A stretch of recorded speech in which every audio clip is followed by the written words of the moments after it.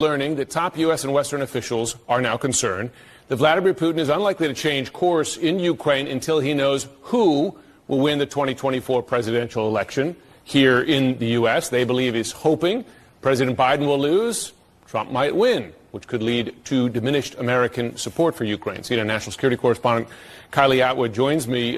This is notable because it would seem to indicate that this man believes he will have an easier course in Ukraine if Biden is no longer president and if perhaps Trump is. That's exactly. All right, guys. So I got to do another CNN reality check video. And in this CNN reality check video, CNN is just going to show you guys how much they hate you. Okay, they really do hate the common man. Okay, they hate the common Trump supporter more specifically, and they are very out of touch with how the American people feel on certain issues. Okay, and this clip right here from CNN's John King, in which he does some investigative journalism in Iowa, okay, because Iowa is one of the battleground states in the primary, the upcoming primary, GOP primary is one of the first states to vote.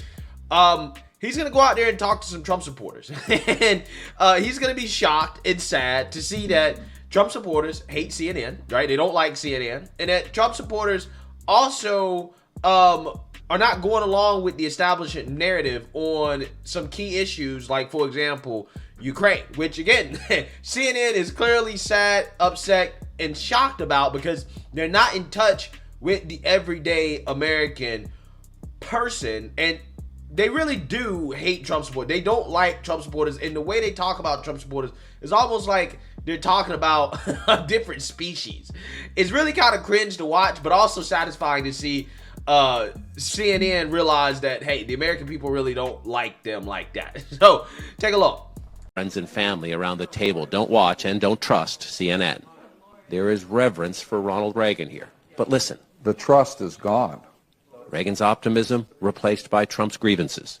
We got to find our own way to take care of ourselves. Reagan's disdain of big government replaced by Trump's distrust of just about everything. I think he thinks he was stolen from him. Still questions about the 2020 election. And I had a lot of people who agreed with him. Criticism of the Trump prosecutions. But nothing about that deal is the American way. I don't think. And this. If you think the United States should be supporting Ukraine in the fight against Putin, raise your hand. Nobody. You don't have to be that smart to connect the dots, right? And so is the war to cover up sins committed so you can cover your tracks? There's too much money that's been thrown over there. You think all the NATO countries would do what Biden told them to do because he's trying to cover up some Hunter Biden business deal by... It all depends on how Zelensky, how much dirt he has on Biden to keep the money coming. That's out there. No, because it's my right? Hey, well, how do you trust when you know the government has shut down Facebook and shut down Twitter and told them to not show certain news stories? A few days here makes clear Trump's grip is very strong. You think Donald Trump is an honest and trustworthy person? Yes. Yes. This is warm-up season. 5 months until Iowa votes. 5 months until Republicans divided over Trump make a defining choice. And John King is back in the Inside Politics studio. Fantastic piece, fantastic reporting. So much to unpack there. One of the things that struck me, first and foremost, obviously, was, and it really in my gut, in my heart, was just how seeped in these completely conspiratorial questions and thoughts are in the zeitgeist, particularly when you're talking to Republicans who consume conservative media who don't tell them the whole truth. Right, when you hear the Ukraine exchange there, it's like watching the open of an old Tucker Carlson show. He's not there anymore, but that's what it is. And these are busy people. These are hardworking people. There are too many Democrats who want to say they're deplorables or, why talk to these people? There are millions of them. This is a family that literally is an economic anchor in the community. The business started in the basement, employs 80 people. The new solar company employs 15 people in a part of the country that has been devastated economically and challenged economically the last 25 years. They're good people. They raise money for the Girl Scouts. They go to church. But they believe things that would break our fact-check machine. That's just a fact. And they don't trust us. They think we're part of the problem. Yeah. So this is a long conversation. You're not going to solve it in one meeting. I was grateful for their time, and we sat there and had the exchange. Some of it you see there. Some of it's not on television. I hope I can go back and continue the conversation on respect. We can disagree. I can say, that's wrong, but let's do it respectfully, because that's what the country misses. It was incredibly, and will continue to be incredibly respectful. Yeah, so again, I found it fascinating how CNN seems to be so shocked and surprised that one, Trump supporters, or put it this way, regular, normal, everyday people, because that's what they are, okay? Again, it's just, it really is disgusting how they try to stigmatize that, right? Like, if you support Trump, like, that's some type of stick. No, these are normal, everyday people, okay? They try to act like they're surprised that normal, everyday people don't trust them, okay? While at the same time telling normal, everyday people that you guys believe in conspiracies, right? What you're saying is out there, right? It's out there, okay?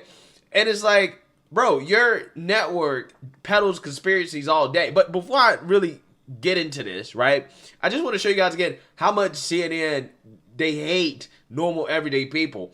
So much so that they literally bought a guy on their show to discuss what's going on in Iowa, and the dude suggested that small dollar donations are quote-unquote bad for democracy. Again, this is how much they hate normal everyday people. Take a look. But I just also think that we were dealing with a time where there were a lot of people, there was a lot of cheering and self-congratulation about the rise of small donors a decade ago. And now small donors are actually one of the biggest problems for democracy, for the GOP, because large donors actually have a strategic view about moderation, who can win, who can't. Small donors really are just venting their spleen with their credit card, and they lock candidates into positions that can hurt them in a general election. Such an important point. I want to do an... Yeah, such an important point, right? Such an important point, according to CNN, a guy coming on the network saying, oh yeah, well, you know, normal, regular people sending their money to support a candidate is bad, right? I wonder why he's saying that. Why is he saying that? The reason why he's saying that is because the people that are funding Trump are normal, everyday people, okay? Trump is basically like poison to big corporate America, okay? So his campaign is not really being funded by, you know, big corporations, okay? They're funding the other GOP candidates and Democrats.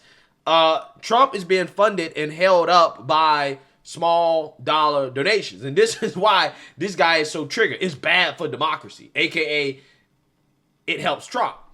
Okay, again, that's how much they hate you, right? That's how much the elitists, the establishment, do not like normal everyday people. They believe that corporations should be able to buy elections, and little guys should, you know, not be able to spend money at all, okay? You should be able to vote with your dollars. The only people that can vote with dollars are the rich, okay? The rich, the powerful, the establishment, big corporate America, woke corporate America. Totally fine for them to buy our politicians, okay, and to, you know, pimp them out like prostitutes. But again, you normal people, no, you can't send your $5 because you're voting with your emotions, right? You're just sending your dollars to people because you're emotional. You don't understand the issues. You guys are conspiracy theorists. And then these same people, when they talk to normal, regular people, the people that they call Trump supporters, right, they act so shocked and surprised when normal, regular people don't like them, okay? They don't like you. They don't trust you because you're the same network that will call a normal, regular person a conspiracy theorist while at the same time pushing conspiracies on your network, like all the conspiracies that they pushed on their network about the vaccine, okay? All the conspiracies on their network that they pushed about Trump and Russia, all the conspiracies that they pushed on their network about so-called systemic racism and how white cops out here trying to kill black folks, right? Which again sparked race riots across the country, actually caused real war damage, okay? All the conspiracies that they pushed about how abortion was banned after Roe v. Wade was overturned, okay? All the conspiracies and lies that they push on their network, okay, about Trump in favor of Democrats, right?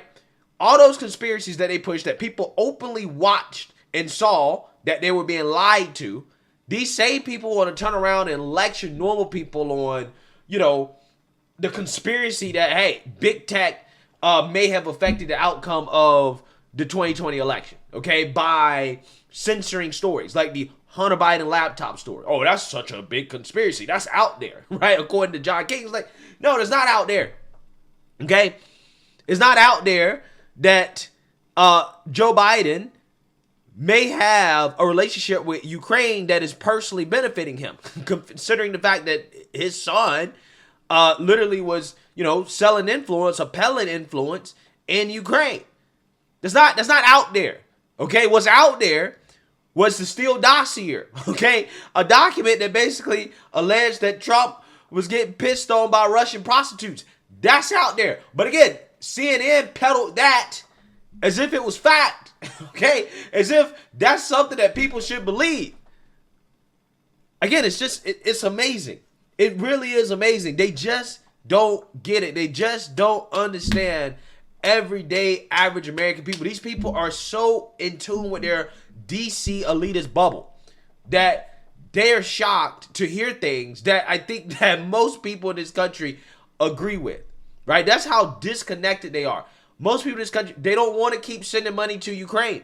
They don't want to keep sending money overseas to fight these wars that really don't benefit the average person. The only people that are benefiting from these wars is the military industrial complex, okay? The Halliburtons of the world, the Lockheed Martins, and the politicians that are getting kickbacks in their campaigns from funding this war, right?